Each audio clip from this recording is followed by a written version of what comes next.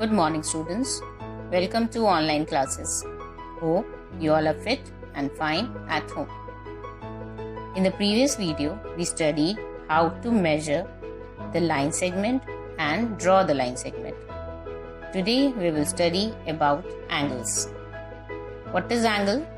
When two rays meet at a common endpoint, they form an angle. Here you can see in the figure BA and BC, both are the rays. It has one common endpoint B. BA and BC, it has one common endpoint B. Here when the two rays meet at the point B, they form an angle. This is your angle, and when the two rays meet, they form an angle. The common endpoint B here, in this case, the common endpoint B is called the vertex of the angle, and the two rays, this BA and BC, these are the two rays, these are called the arms of the angle. BA and BC are the arms of the angle. Okay. Now here in the picture we can see that this is our arms and the center of the arm is the elbow. Okay, so we can make many angles by bending our arms with the elbow as the center or vertex. So here you can see this angle is formed with the arm. In this hand, this angle, this way the angle is formed. Then here in this girl you can see the arms, this angle is formed or this angle is formed. So many angles we can form with the help of the arms, with elbow as the vertex. Now in the clock we can see the two needles of the clock make an angle where they meet. Here you can see the minute needle and the hour needle is making an angle, okay, of 90 degree. Here the time is 3 o'clock. 3 o'clock is making 90 degree. Okay, now you can change the angle of the needle. Suppose it is at 4, then it makes some different angle. Okay, sometimes it is at 6 and this minute angle is at 3, it is making another angle. Okay, so many angles can be formed with the needles of the clock. The angle between the two needles of the clock keeps changing in this way. Okay, now name of an angle.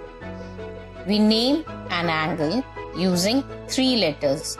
Letters means alphabet. Okay, we name an angle using 3 letters with the alphabet representing the vertex in the middle. Here you can see the example. This is an angle formed. Here the vertex is O. Why? Because the common endpoint is O. We know the vertex. What is vertex? The vertex is the common endpoint of the two rays. It's called the vertex. So O is the vertex, or the angle formed, the point at which the angle is formed is called the vertex. Okay. So vertex point will always remain in the center or in the middle when we are naming the angle. Clear? Now we use the symbol, this L type, L to denote an angle. When we denote the angle, we write it with this L. Okay, so when we have to name this angle, we will write it as angle A O B, like this, A O B, or you can also write it as angle B O A. You can read it from either side, BOA or AOB. Okay, both are correct. Let's take another example. Here you can see the angle is formed at X, or the common endpoint of both the rays are X.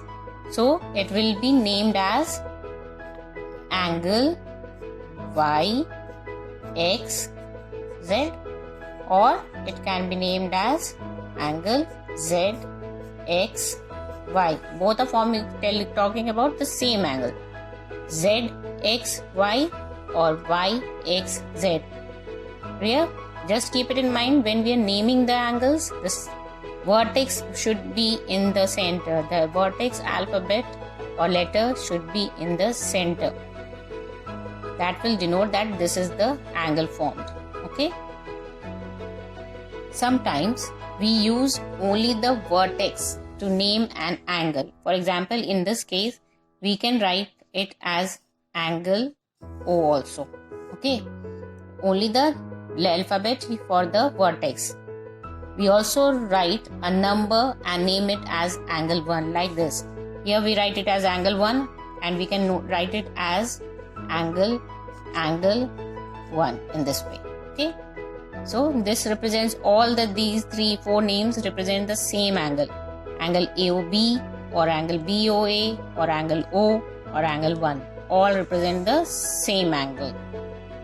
An angle is measured in degree. The measure of an angle is mentioned in the number of degrees, and the symbol for degree is degree can be written as like this.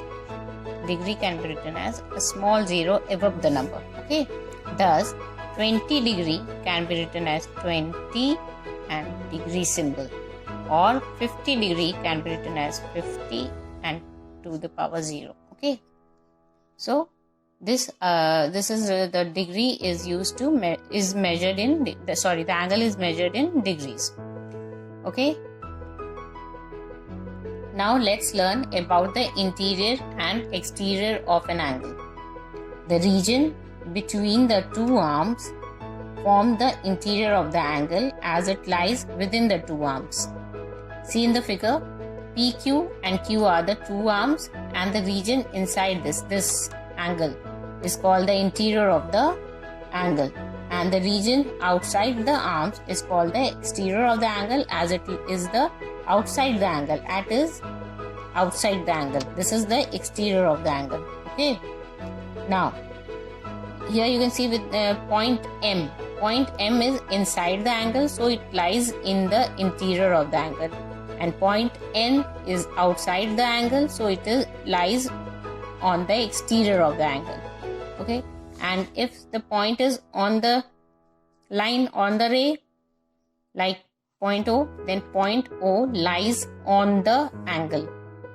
M is in the interior of the angle, point N is on the exterior of the angle, and point O lies on the angle. Okay. Open figures. In open figures, the boundary of the figure has different starting and ending points. Here you can see this is your starting point. Suppose this is your starting point. So the figure starts here, and as it moves on, it ends here. So it has one starting point and the end points. Different starting point and different end point. In this figure also you can see this is not a complete circle. So suppose I start over here, so it starts and goes on like this, and it ends here. So it has different starting point and end point.